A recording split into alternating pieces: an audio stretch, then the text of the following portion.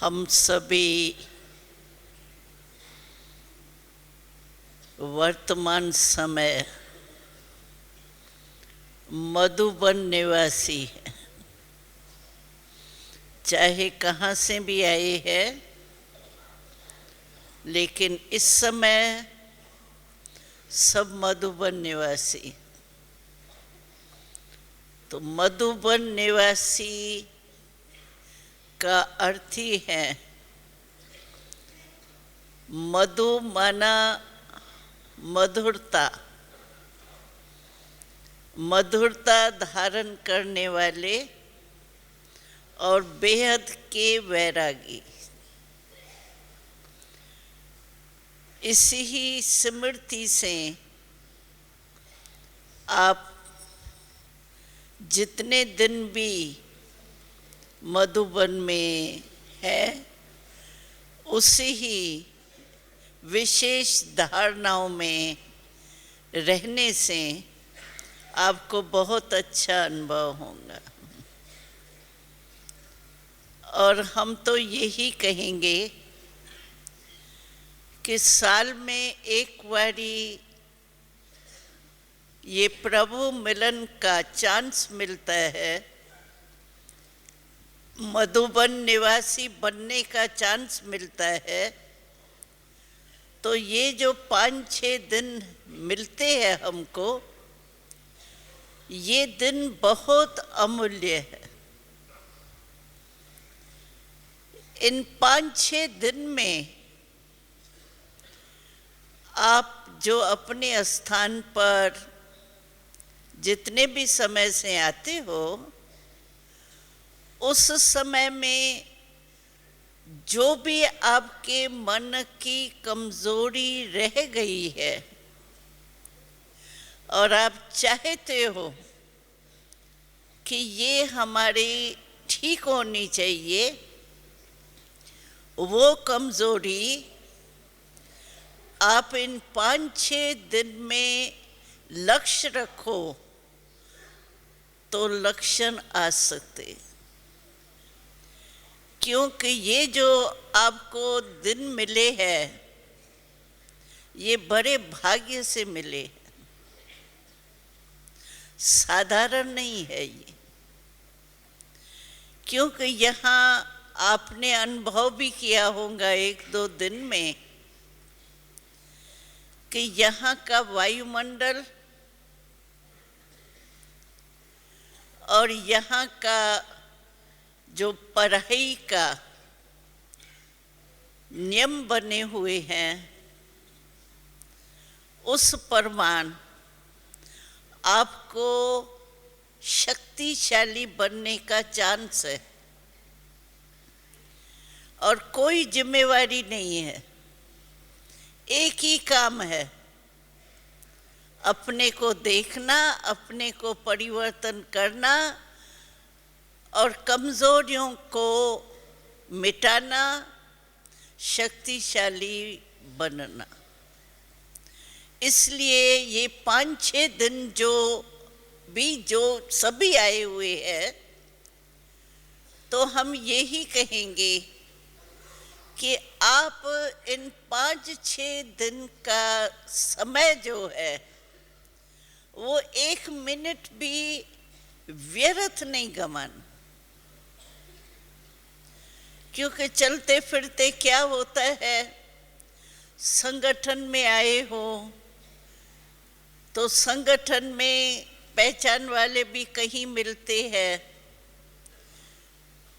यहाँ वहाँ के भी भाई बहन मिलते हैं। तो ऐसा न हो कि खराब बातें तो आप यहाँ नहीं करेंगे, लेकिन व्यर्थ बातों में आप अपना समय नहीं गंवाना। कहाँ से आए हैं, क्या है, सेंटर का हालचाल क्या है,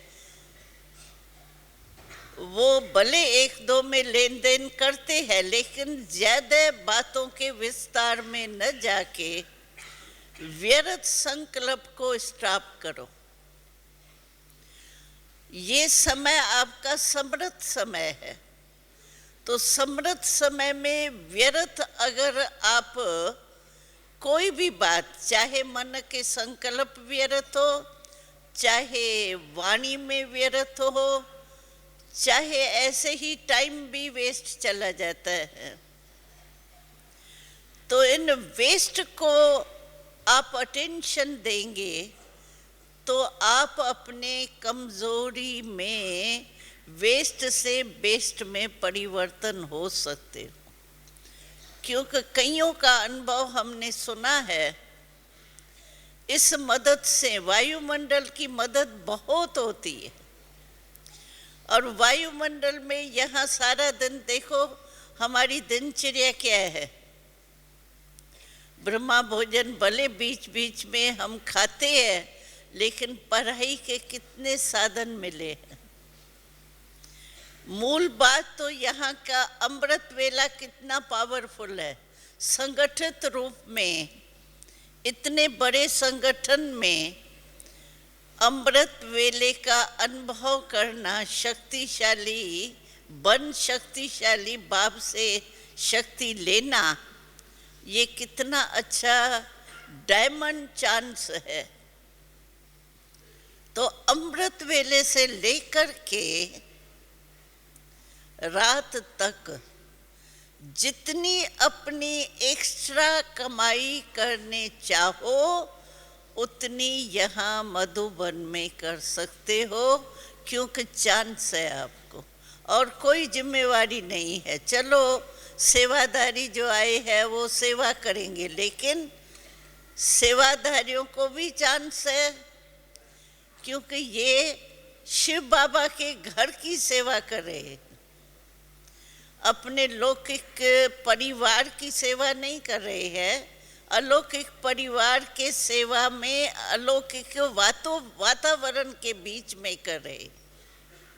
हमको याद है कि मम्मा जब सेवादारियों के पास, क्योंकि माताएं को रोटी बहुत बनानी पड़ती है और रोटी आप देखो तो गोल गोल होती है, तो मम्मा जब भी चक्कर लगाने जाती थी ना, तो माताओं को कहती थी आप रोटी बेल रहे हो ना, ये देखो गोल गोल चक्कर है रोटी का, तो आप स्वदर्शन चक्कर रोटी बेलते बेलते रोटी का गोल रूप देख करके स्वदर्शन चक्र को याद करो कि ये स्वदर्शन चक्र के समान मैं ये गोल गोल रोटी बना रही। हर चीज में अगर हम आध्यात्मिक भावना रखें तो हमारे को बहुत मदद मिल सकती है।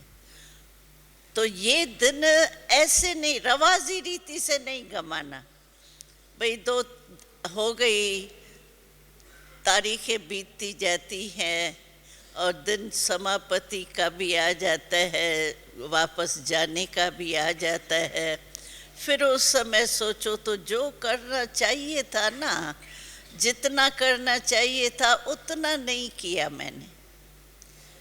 तो ऐसा नहीं हो कि आपको ये सोचना पड़े। इसीलिए एक एक मिनट यहाँ अपना सफल करना, और चांस है आपको सफल करने का, सहयोग है, स्नेह है, क्लासेस कितने पावरफुल मिलते हैं। सिर्फ सुनना नहीं है, लेकिन बाबा कहता था पहले है सुनना, फिर है समाना, और तीसरी स्टेज है हमारी समाने के बाद स्वरूप में लाना। हम कहते हैं हम आत्मा है, पहला पाठ है हमारा, और लास्ट भी यही आत्म अवमानी का ही पाठ रहेगा। अभी भी आपने देखा होगा हर मुरली में कितने बार ये महावाक्य आते हैं कि अपने को आत्मा समझ मुझ बाप को याद करो। आपने चैलेंज क्या की है कि मैं विजयी रतन बनूंगा, किया है आप सभी ने ये किया है ना वायदा, हम विजयी बनेंगे। हाँ, तो विजयी बनेंगे तो माया आवे किसके ऊपर भी विजय प्राप्त होती है तो दुश्मन तो सामने आवे तब तो विजय प्राप्त करो, या वो कमरे में बंद हो, दुश्मन कमरे में बंद हो और आप कहो हम तो विजयी हो गए, ऐसा तो होता ही नहीं है। तो सामने तो आएंगे ना, दुश्मन है माया, तो वो तो सामने आए, आप विजय प्राप्त करो तभी तो विजयी रतन होंगे ना। बाबा को तो नहीं विजय प्राप्त करना है, इसीलिए माया तो आएंगी, लेकिन माया का काम है आना, हमारा काम है विजय प्राप्त करना। और माया को देख करके और ही हमको स्मृति आनी चाहिए, कितना हम माया को कहते हैं बस मुझे माया जीत बनना ही है, फिर भी वो छोड़ती है, भिन्न भिन्न रूप से आती है, वो अपना काम नहीं छोड़ती है। चाहे भगवान भी उसको कह देवे ना, तो आप मेरे बच्चों के पास नहीं जाओ, तो भी वो कहेंगे विजयी कैसे बनेंगे। इसीलिए कितना भी कुछ हो उससे और ही पाठ पढ़ो कि वो अपने काम को नहीं भूलती, और हम मास्टर सर्वशक्तिवान अपने काम को भूल जाते हैं उसको देख करके। आज भी मुरली में था ना, माया कशिश करती है, चुंबक के रूप से आती है, लेकिन हमारे ऊपर असर नहीं कर सकती। क्यों? कि हम सभी कहते हैं कि हमारे साथ बाबा कंबाइंड है आपके साथ शिव बाबा कंबाइंड है? कंबाइंड है। कंबाइंड तो एक सेकंड भी अलग नहीं हो सकता। होता है क्या? साथ कभी भी भाई साथ में है, हमारे साथ में दादी बैठी है, अच्छा उठ करके चली गई तो हम कहेंगे भाई साथ थी लेकिन अभी चली गई है। अलग हो सकती है साथ वाली, लेकिन कंबाइंड तो एक सेकंड भी अलग नहीं हो सकता। हो सकता है क्या? तो सर्वशक्तिवान हमारे कंबाइंड है, और फिर माया कैसे आ सकती है? माना तो कंबाइंड आप भूल जाते हो ना। बाबा ने एक बारी किस बच्चे को कहा बाबा मेरे में और सब कुछ है, लेकिन एक शक्ति हमारे में बहुत कम है। वो ही एक शक्ति जो हमारी कम है ना, वो ही हमको बार बार धोखा देती। तो बाबा ने कहा कि अच्छा तुम्हारे में कोई सहन शक्ति कम है, सामना करने की, निर्णय की कोई भी एक शक्ति मानो कम है, लेकिन आपके कंबाइंड कौन है? कंबाइंड तो सर्वशक्तिवान है ना, उसमें तो कमी नहीं है ना। अगर मानो आप में कमी है भी, तो आप कंबाइंड जो बाबा है उसके सहयोग से वो शक्ति धारण नहीं कर सकते हो। तो बाबा ने कहा यही बच्चे गलती करते हैं कि जिस समय कोई कमजोरी आती है उस समय कंबाइंड सर्वशक्तिवान से शक्ति का सहयोग नहीं देते, बस अपने को अकेला समझ के क्या करूं, कैसे करूं, बहुत बड़ी परीक्षा है, बहुत सामना करना पड़ता है, बहुत मुश्किल है, इसी में ही क्यों और क्या में चले जाते हैं। लेकिन बाबा साथ है तो उसकी मदद होनी चाहिए ना, और समय के ऊपर वो सहयोग नहीं देवे बाबा, ऐसा तो है ही नहीं हमारा। वो तो ऑफर करता है, आए ही मेरे लिए है।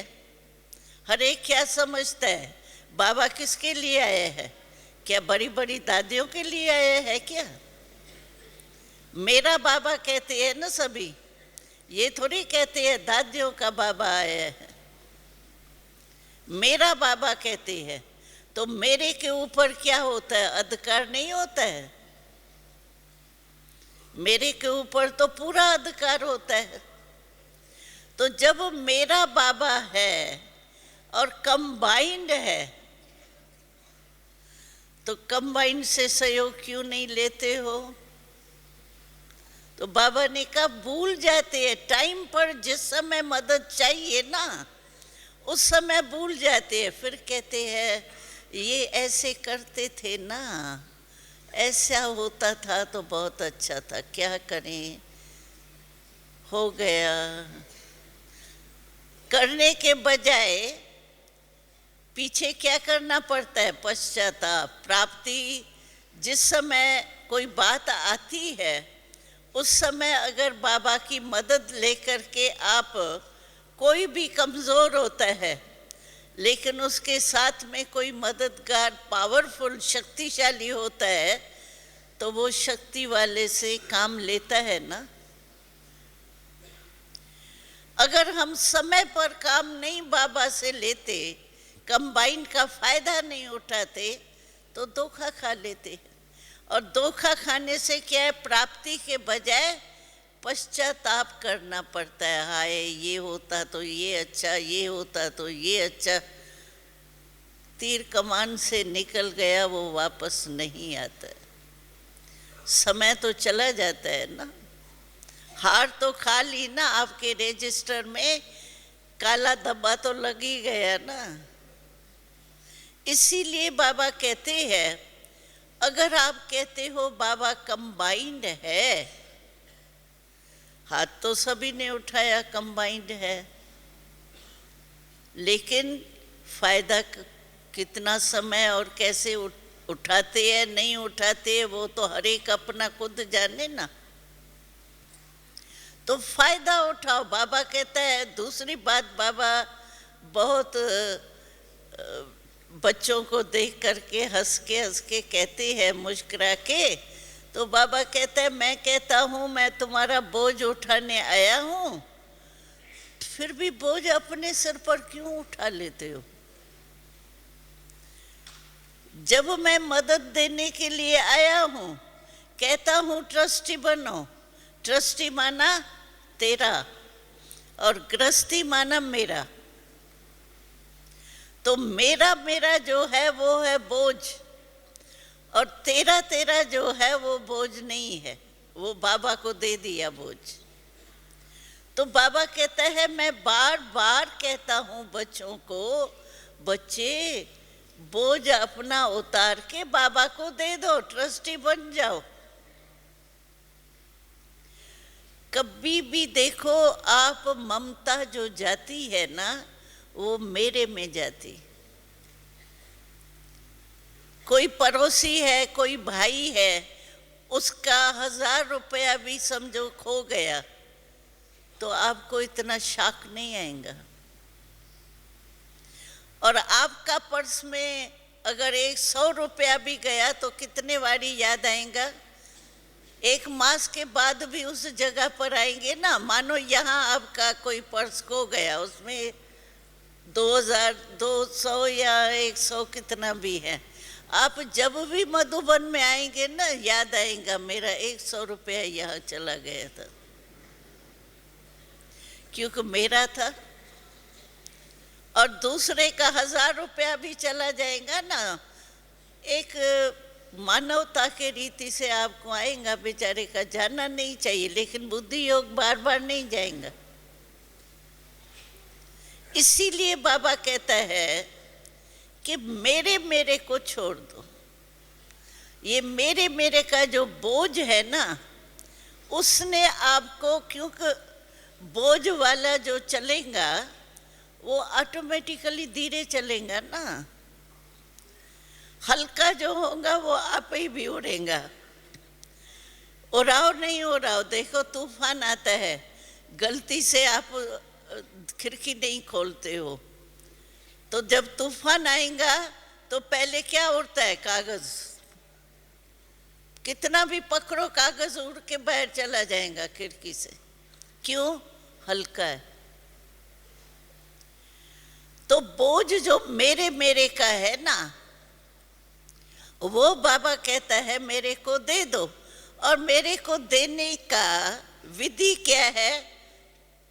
तेरा, बस मेरा छोड़ के तेरा।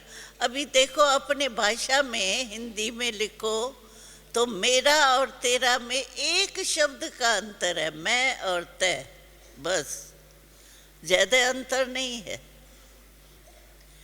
भक्ति में भी रोज कहते आए हैं और बाबा भी श्रीमत देता है मेरा मेरा छोड़ो। फिर भी अगर मेरा मेरा में फंसेंगे तो बाबा क्या करेंगे फिर? और रोज मुरली में कहता है, ऐसे भी नहीं आपको डायरेक्शन दे दिया मेरा मेरा छोड़ो, लेकिन कोई मुरली है जिसमें बाबा की श्रीमत नहीं है ये छोड़ो? है कोई मुरली? हमको तो बहुत एक बात अच्छी लगती है कि लौकिक में भी कोई बाप इतना नहीं कहता है मुझे याद करो। कभी लौकिक बाप ने आपको कहा है कि मुझे याद करो, मुझे याद करो, मुझे?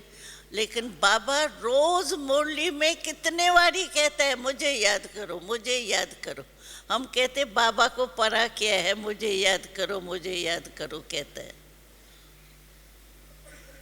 लेकिन बाबा जानता है कि ये बुलक्कर है ना, बहुत भूल जाते हैं ना, इसीलिए फिर भी बाबा रहम दिल है। तो रहम दिल बन करके फिर भी बाबा कहते हैं चलो हर मुरली में आप देखो 4, 5, 6 बारी होगा मुझे याद करो, मुझे याद करो, मुझे याद करो। बाबा को क्या पता है, कोई नहीं याद करे तो अपना ही हिसाब किताब चुकतू करेगा ना। लेकिन बाबा दयालु है, कृपालु है। बाबा जानता है कि ये 63 जन्म से बुलक्कर बन गए हैं, इसलिए मुझे याद दिला नहीं। तो बोझ नहीं उठाओ, मेरे मेरे का जो बोझ है ना, भले हम घर में रहते हैं, बाबा ने कहा है प्रवृत्ति संभालो। कई भाई बहनें इसका एडवांटेज उल्टा लेके कहते हैं क्या करें, बाबा ने कहा है ना संभालो। हाँ, बाबा ने तो कहा है, राइट है, लेकिन बाबा ने कहा है प्रवृत्ति में रहते प्रवृत्ति में परवृत्ति समझो। है प्रवृत्ति, लेकिन परवृत्ति में रहो। पर माना न्यारे, परवृत्ति। तो प्रवृत्ति में फंस जाते हैं, परवृत्ति में तो रहते नहीं है, फिर कहते हैं हो गया, क्या करें। इसीलिए बाबा कहता है बस अमृत वेले से लेके अपने को बीच बीच में चेक करो। हम समझते हैं अमृत वेले में बहुत पावरफुल योग कर लिया ना, मुरली भी सुन ली ना, ये जैसे हमारा हो गया। फिर काम काज में जाते हैं ना, तो काम काज करते भूल जाते। इसीलिए हम हमेशा ये कहते हैं, कई भाई बहन कहते टाइम ही नहीं मिलता है ना, इतना बिजी हो जाते हैं, टाइम नहीं मिलते हैं। तो हम एक राय देते हैं सभी को, तो आपको सारे दिन में 5 बारी बहुत सभी को ज़रूरी टाइम मिलता है चेक करने का। कैसे? आप 5 बारी सुबह से लेके रात तक 5 बारी कुछ न कुछ खाना खाते हो। अमृत वेले उठते हो या सवेरे उठते हो तो चाय पीते हो, पानी पियो या चाय पियो, पीते हो ना, भूलते हो क्या? फिर ब्रेकफास्ट करते हो, फिर लंच करते हो, फिर शाम की चाय या कुछ पीते हो, फिर डिनर करते हो। 5 बारी हुआ। अगर ये 5 बारी नहीं भूलते हो, चाय पीना नहीं भूलते हो, खाना खाना नहीं भूलते हो, कितने भी बिजी होंगे आधा घंटा घंटा पीछे कर लेंगे, लेकिन खाएंगे तो सही ना। इसी 5 टाइम में भी टाइम तो निकालते ही हो खाने के लिए, चाय पीने के लिए, वो नहीं भूलते हो। शरीर के लिए जो फिक्स किया है वो नहीं भूलते हो, उसके लिए टाइम मिल जाता है। और श्रीमत मानने के लिए, अपने अभ्यास करने के लिए भूल जाता है, टाइम नहीं मिलता है। क्यों? इस 5 वारी जो आप ये करते हो उसमें ही अपने को चेक करो। तो बीच बीच में कितना टाइम मिल जाता है, 1.5-2 घंटे के बाद कुछ न कुछ करते हो, फिर चेकिंग करो। आत्म अभिमानी हूं या कर्म के स्मृति में ही रहती है। कई ऐसे भाई बहन हैं जो उल्टा कुछ संकल्प नहीं आता है, लेकिन जो काम कर रहे हैं ना उसी में ही लगे हुए हैं बस। लेकिन कर्म करते हुए बाबा ने कहा है तुम सिर्फ कर्म करने वाले नहीं हो। हमारा टाइटल ही है कर्म योगी। सिर्फ कर्म करने वाले नहीं हैं हम, वो तो दुनिया वाले कर्म करते हैं, लेकिन हमारा कर्म योगी टाइटल है। हम सिर्फ कर्म करने वाले नहीं, तो कर्म योगी है। तो कर्म करते हुए भी मैं आत्मा कराने वाली हूँ। आत्मा इस शरीर से, हाथ से, पाँव से, मुख से, मन से सोच रही हूँ, लेकिन मैं आत्मा कराने वाली हूँ। अगर ये स्मृति रहे तो क्या कर्म करते, कोई भी डायरेक्टर होगा, कोई भी डायरेक्शन कहाँ भी देने वाला, चाहे दफ्तर में होगा चाहे कहाँ भी होगा, तो क्या डायरेक्शन देते हुए भूल जाता है क्या कि मैं डायरेक्टर हूँ? डायरेक्शन देता है, काम कराता है, लेकिन ये थोड़ी भूलता है कि मैं डायरेक्टर हूँ, कराने वाला हूँ। ऐसे हम भी कर्म करते हैं, लेकिन कर्म कराने वाली मैं आत्मा हूँ, ये क्यों भूले? ब्रह्मा बाबा की एक चौपड़ी मिली थी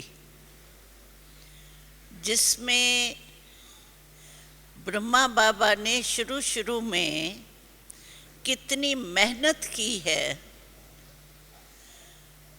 वो दिखाई दिया। तो रोज ब्रह्मा बाबा रात्रि को दरबार लगाते थे। दरबार में एक राजा होता है, बाकी जो कर्मचारी होते हैं उनसे हाल चाल पूछा जाता है। दरबार लगाते हैं ना, तो बाबा की वो जो डायरी मिली उसमें हर तारीख की ये दरबार लगी हुई थी, लिखा हुआ है, लिखत में है कि अभी टाइम हुआ है, आत्मा राजा अपने सिंहासन पर बैठ गया। बैठ गए हो आप भी, प्रकृति के बीच में बैठे हुए हो ना। और सब कर्मचारी, मन बुद्धि संस्कार, हाथ पांव सब दरबार में बैठे हैं। और बाबा पूछता है, ए महामंत्री मन, तुम्हारा सारा दिन कैसे बीता? सारा टाइम ठीक बीता? तो एक एक से बाबा समाचार पूछता है। राजा बन के स्वराज अधिकारी हम बन रहे हैं ना। बाबा कहते हैं ना, तुम अभी स्वराज अधिकारी बनते हो। स्व माना मैं आत्मा इन कर्म इंद्रियों की राजा हूं। राजयोग सीखते हैं ना, तो रोज की वो दरबार की लिखत, बाबा की सारी डायरी इसी से भरी हुई है। कितनी मेहनत की है बाबा ने। तो हमको भी अपनी चेकिंग जरूर करनी चाहिए। और ऐसे नहीं अमृत वेले कर लिया, चलो योग थोड़ा लगा दिया बीच बीच में, लेकिन चेकिंग किया कारोबार ठीक चल रही है। क्योंकि 63 जन्म उल्टी राजधानी हो गई ना हमारी, उसको सुलटा करने में टाइम तो लगेगा ना। इसीलिए रोज अपनी चेकिंग करो। और सिर्फ सवेरे नहीं, अमृत वेले हमने चेकिंग कर ली या रात्रि को सोने टाइम कर ली, बस खुश हो गए, हम भी हो गए ब्रह्मा कुमार। लेकिन नहीं, हमको बार बार अपनी चेकिंग करनी। कम से कम ये 5 टाइम जो हमने बताया ना, कोई है जो कहता है ये भी टाइम नहीं है मेरे को? है कोई? हाथ उठा लो। कोई नहीं हाथ उठाता। सभी को ये टाइम तो मिलता ही है। तो कम से कम इतने बारी भी आप चेकिंग करेंगे ना, तो आपका वो लगातार अभ्यास चेकिंग का हो जाएगा। और चेक करना, सिर्फ चेक नहीं करना। आज तो थोड़ा 50% रहा, आज 40% रहा। फिर ये सोचो तो अभी होता ही नहीं है ना, मेरा भाग्य ही नहीं है। कितनी कोशिश की, भाग्य है ही नहीं। तो सिर्फ चेक नहीं करना, लेकिन चेक के साथ चेंज करना, परिवर्तन करना। जो कमी हो उसको उसी समय बदली करो।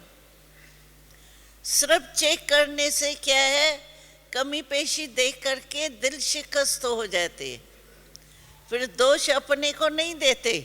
कहेंगे मेरा ड्रामा में पार्ट ही नहीं है, क्या करे, तकदीर ही मेरी नहीं है। अभी दोष हुआ तकदीर और ड्रामा पर, है अपनी कमजोरी। तो सिर्फ चेक नहीं करना, लेकिन चेक के साथ चेंज करना। और आप में कोई शक्ति की कमी है तो कंबाइंड बाबा के मदद से उसको चेक करके चेंज करना, तभी तो आपका नंबर आगे लगेगा।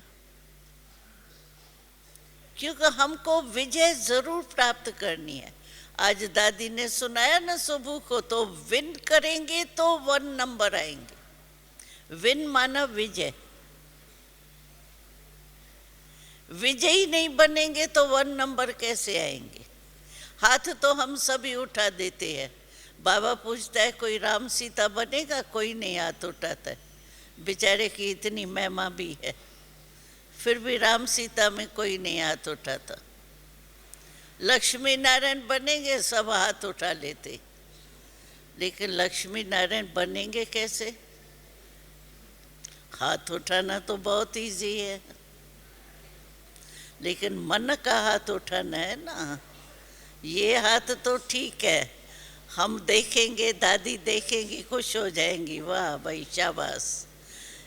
लेकिन प्राप्ति जो होगी वो तो मन के संकल्प का हाथ उठे ना, दृढ़। और कभी भी कोई भी बात सोचो ना, उसमें दृढ़ संकल्प करो। ऐसे नहीं हाँ कर लेंगे, सोच लेंगे, हो जाएगा, गा गा नहीं करो। करना ही है। अपना टाइम टेबल देखो, टाइम टेबल बनाते हैं ना वीआईपी, अपना टाइम टेबल सेकंड सेकंड का उनका बना हुआ होता है। अपना बिजनेसमैन होगा, कोई भी होगा तो अपना टाइम टेबल बनाते ही है, भाई आज मुझे ये काम करने हैं। उसमें भी पहला नंबर जो होगा ना काम, वो ज़रूर करेंगे, तीसरा चौथा छोड़ भी देंगे, लेकिन पहला नंबर तो करेंगे ना। जो पहला नंबर क्यों दिया उसको ज़रूरी समझेंगे ना। तो दृढ़ रहता है मुझे ये काम आज करना ही है, तो हो जाता है ना। तो बाबा ने कहा है दृढ़ता सफलता की चाबी। सभी को बाबा ने दृढ़ता की चाबी दे दी है। कोई भी काम करो, स्थूल करो या सूक्ष्म करो, लेकिन दृढ़ता की चाबी अगर आपके पास है तो सफलता आपका जन्म सिद्ध अधिकार। सफलता आपकी नहीं जा सकती है। दृढ़ता और सफलता साथ साथ है। शुरू से लेकर के हमने देखा है जिन्होंने दृढ़ संकल्प किया है वो आज बहुत अच्छे अपने योग युक्त अवस्था में श्रीमत पर चलने वाले आगे जा रहे। और जो गे लगाते हैं ना, कई भाई बहन ऐसे कहते, बहन जी समझ तो गए है ना, करना तो है ना, हो जाएगा ना, कोई बात नहीं है, हो जाएगा। ये अल्लाह-बेलापन है। हो जाएगा, गा गा करते रह जाएंगे, इसीलिए करना ही है। जो करना है तुरंत दान महापुण्य, क्योंकि हमारा कोई भरोसा नहीं है। कोई भी समय कोई भी जा सकता है। हमारी चंद्रमणि दादी का जब हुआ था ना बेंगलोर में शरीर छूटा था, तो बाबा ने हमको 2 शब्दों का पाठ पक्का कराया था। अचानक ही गई ना वो, तो बाबा ने 2 शब्द कराया पक्का। हमेशा ये समझो अचानक जो कुछ होना है अचानक होना है। एक बारी तो बाबा ने कहा, समझो हम बैठे हैं, बाबा था सामने, तो बाबा ने कहा अच्छा अभी देखो बच्चे भी बैठे हैं, बाबा भी बैठा है, 10 मिनट के बाद मानो विनाश होना है, तो भी बाबा नहीं सुनाएगा 10 मिनट के बाद होना है, अचानक होना है। इसके लिए बाबा ने कहा अचानक का याद रखो, ये नहीं अच्छा 1 सप्ताह के बाद ये कर लेंगे। आप सप्ताह जिंदा है या नहीं है आपके पास? अगर मृत्यु की डेट है आपके पास तो बताओ किसको है पता? ज्योतिषी बताते वो तो झूठ सच मिक्स होता है। एक भाई ने कहा मुझे ज्योतिषी ने कहा फलानी तारीख आपको जाना है, सारी तैयारी हो गई, गया ही नहीं, अभी तक जिंदा है। अचानक सब होना है, तो अचानक जब होना है और उसके साथ बाबा ने दूसरा शब्द बोला एवर रेडी। एवर रेडी, अचानक। इसीलिए हम लोग भी शुरू में आए हैं ना हम बाबा के पास, हम तो छोटेपन में आए, तो 14 वर्ष तो हम लोगों ने तपस्या की, बाहर की सेवा नहीं थी तभी। बाबा ने पहले 14 वर्ष अपने साथ रख करके तपस्या कराई, पाकिस्तान की बात है। तो हम लोगों को तो ये पता ही नहीं था, तो हमको बाबा से बिछड़ना है। हमारा ये स्लोगन था शुरू का कि बस मधुबन तट होगा, बाबा मामा सामने होगा और प्राण तन से निकलेगा। ये हमारा प्रोग्राम पक्का था। लेकिन ये तो पीछे बाबा ने सर्विस के लिए निकाला, हमको ये नहीं पता था, तो बाबा आबू में होगा तो हम दिल्ली में होंगे। लेकिन बदल गया, क्योंकि बाबा को एवर रेडी बनाना था, अचानक का होना था। तो इसीलिए कभी भी कुछ हो सकता है। मम्मा थी ना, मम्मा का एक स्लोगन बहुत पक्का था। वो क्या था? मम्मा कहती थी, हर घड़ी अपनी अंतम घड़ी समझो, हर घड़ी अपनी अंतम घड़ी समझो। तो अचानक ही हुआ ना। इसलिए जो मधुबन में आए हो, इस समय का पूरा पूरा लाभ उठाना। फिर वहां नहीं जाके सोचना अरे ये करता था ना तो बहुत अच्छा था खत्म। फिर थोड़ी उस समय का मिलेगा। इसीलिए समय का भी फायदा उठाओ, वायुमंडल की मदद का लाभ उठाओ, और बाबा ने एकदम डबल लाइट आपको हल्का बना दिया, उसका फायदा उठाओ। ठीक है ना सभी? Attention please. बाबा क्या कहता है? Attention please. इसीलिए अपने को आपको ही चेक करके और फायदा उठा के जाना। ऐसा अभ्यास यहाँ करके जाओ जो वहाँ आपका लगातार चलता रहे, मदद मिले आपको। ठीक है ना? अटेंशन देंगे ना तो बस बहुत अच्छा। ओम शांति। माताएं, माताएं तो देखो कितनी है, भाई भी देखो। इस बारी तो मैं देखती हूँ भाइयों का तरफ और ही ज्यादा है, इस बारी भाई भी कम नहीं है। तो बहुत फायदा उठाना। ओम शांति।